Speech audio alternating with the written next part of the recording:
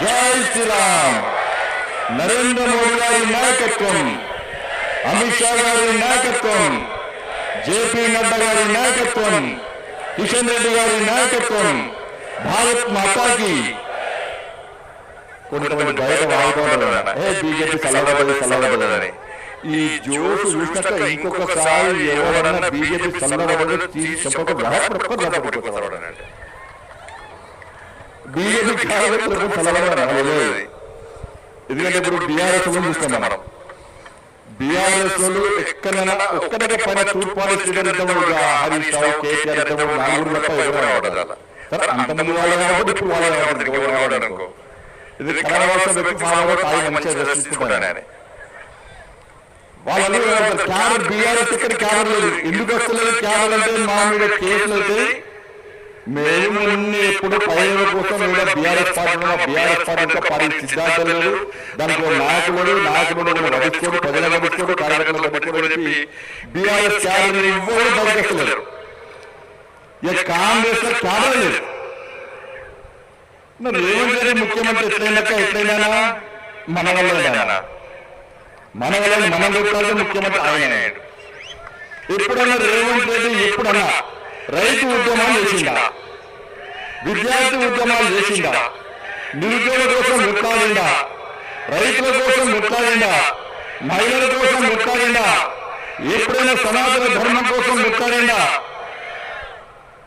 మరి ఏమైనా కేసు అంటే ఒకటే కేసు ఓడిపోయిన కేసు జైలుకి వెళ్ళాలంటే దానం చనిపోయాడు.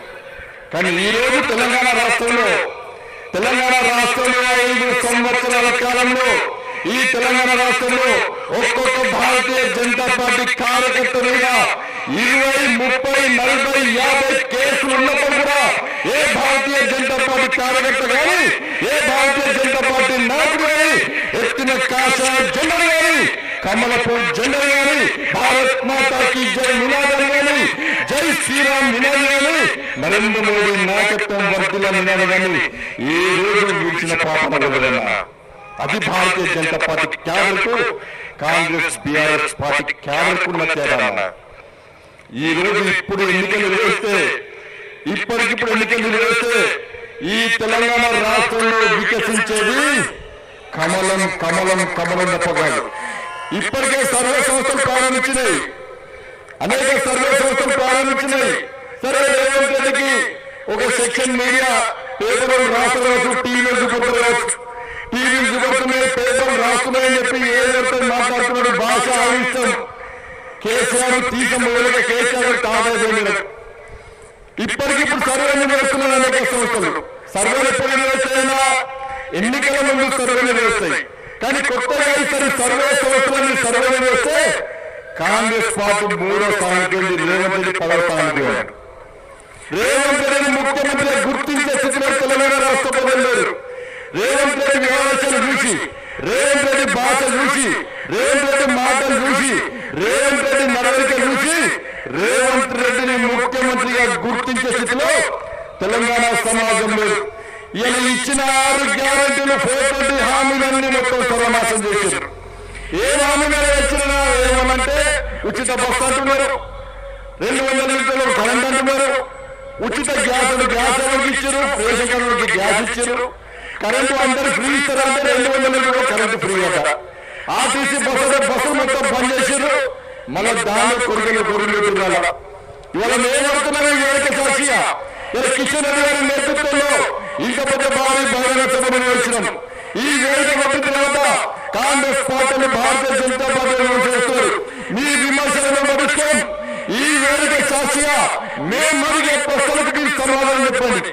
మీరు నిజకుంటే నిజాయితుంటే మీరు సోనియా గాంధీ మీద పట్టుబట్టారు, సోనియా గాంధీ సంతకం లెటర్ రాశారు, ఈ దేవుని మీద పట్టు, ఖురాన్ మీద పట్టుబట్టారు, బైబుల్ మీద పట్టుబట్టారు, భగవద్గీత మీద పట్టుబట్టారు, నానా ప్రమాణాలు వేసారు కదా. మేము చేసే సమాధానం మేము చెప్పిన మానవ సమాధానం చెప్పండి. చలో రైతుల విషయంలో రైతులు మోసం చేసింది వాస్తవం కదా, రేవంత్ రెడ్డి సర్కార్ చెప్పాలి. రుణమాఫీ చేస్తున్నారు, 2 లక్షల రుణమాఫీ చేస్తున్నారు. సాక్షాత్తు వ్యవసాయ శాఖ మంత్రి ప్రకటన చేసిండు. ఇంకా 22 లక్షల మందికి రుణమాఫీ చేయాలని చెప్పి సాక్షాత్తు వ్యవసాయ శాఖ మంత్రి శాతం రుణమాఫీ చేసాం అందరికీ చెప్పి రేవంత్ రెడ్డి సర్కార్ చెప్తున్నారు. ఇలా రైతు కూలీలకు 12,000 రూపాయలు ఇస్తారు. ఎంతమంది రైతు కూలీలకు 12,000 రూపాయలు రేవంత్ రెడ్డి సర్కార్ చెప్పాలి. 10,000 రూపాయలు రైతు భరోసా ఇస్తున్నారు. ఎంతమందికి రైతు భరోసా ఇస్తున్నారు రేవంత్ రెడ్డి సర్కార్ చెప్పాలి. ఇలా అన్ని పంటలకు 500 రూపాయలు బోనస్ ఇస్తామని చెప్పి కేవలం సన్నాలకు మాత్రమే 500 రూపాయలు బోనస్ ఇస్తామని చెప్పి రైతులను మోసం చేసింది వాస్తవం కాదు రేవంత్ రెడ్డి సర్కార్ చెప్పాలి. తరుగు తాను తేనె లేకుండా పండించే ప్రతి పంట కింద ఉంటారు. తరుగు పోతని తాను పోతని రైతులను ఏ విధంగా మోసం చేస్తున్నారో రేవంత్ రెడ్డి సర్కారు చెప్పాలి. ఆర్తమైన ఆలోచన బిడ్డ రేవంత్ రెడ్డి నిష్పత్తి పచ్చలేదు. సంక్రాంతికి నీకు డెడ్ లైన్, సంక్రాంతికి డెడ్ లైన్. ఈ వేదిక సాక్షిగా మనం చెప్తున్నాం, ఈ వేదిక సాక్షిగా చెప్తున్నాం.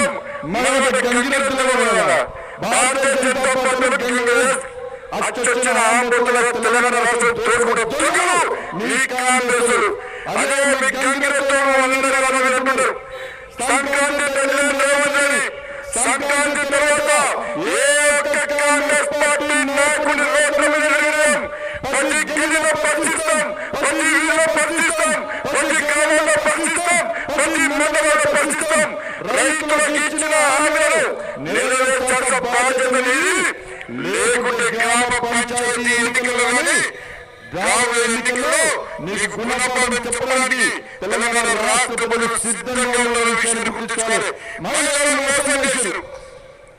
ఎన్నైతే కులం బంగారం అన్నారు, ఎంతమంది కులం బంగారం ఇచ్చారు. ఇంటికి వచ్చిన కోడలకు 2,500 రూపాయలు. ఎంతమంది కోడలకు ఇచ్చారు. అవ్వాతాలకు అత్తలకు మామలకు 4,000 రూపాయలు ఆశ్రమం ఇస్తారు. ఎంతమందికి ఇచ్చారు. ఇలా స్కూల్ ఇస్తున్నారు, ఎవరు స్కూల్ ఇస్తున్నారు.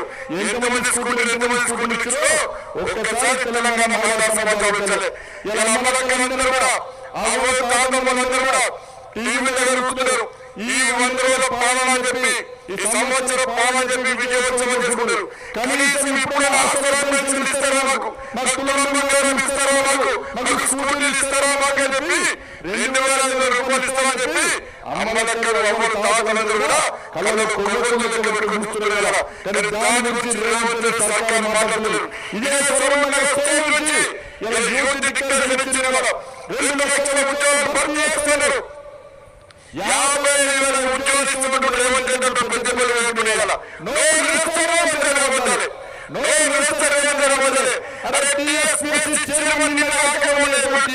చైర్మన్ ఆయన దిగిపోయేటప్పుడు